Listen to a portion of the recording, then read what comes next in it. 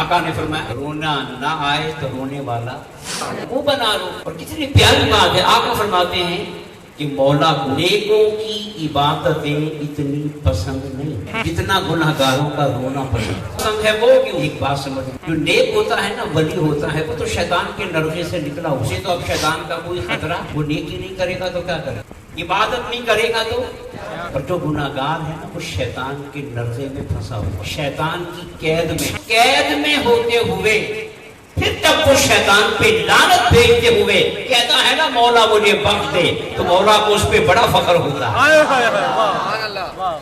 مولا کہتا ہے ولیو تم تو پہلے ہی آزاد تھے، تم نے بھی مجھے پکارا ہے، تمہیں اجر دوں گا، مگر یہ تو پھنسا ہوا تھا، یہ تو مقید تھا، اس کے چاروں طرف شیطان نے جال بچھایا ہوا تھا. اس کو دیکھو کہ جیسے ہی اسے ہوش آیا اس نے مجھے پکارا، جیسے ہی اسے موقع ملا اس نے. اس لیے مجھے عابدوں کی عبادت اتنی اچھی جتنا گناہگار کا پسند ہے.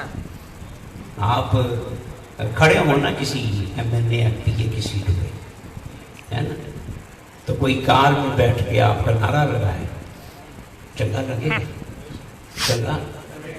تو کسی نے پولیس نے پھڑیا ہوئے، دشمنان نے ਉਹਦੀ ਪਿਟਾਈ ਨਹੀਂ, اور اتھے بھی تھوڑا نعرہ لائے تو پھر تھوڑا چنگا لگے گا کہ بہت چنگا لگے گا.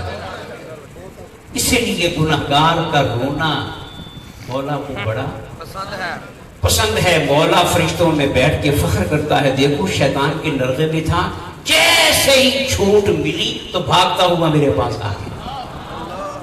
تو پھر مولا فرماتا ہے تو میری طرف آیا، میں تیری طرف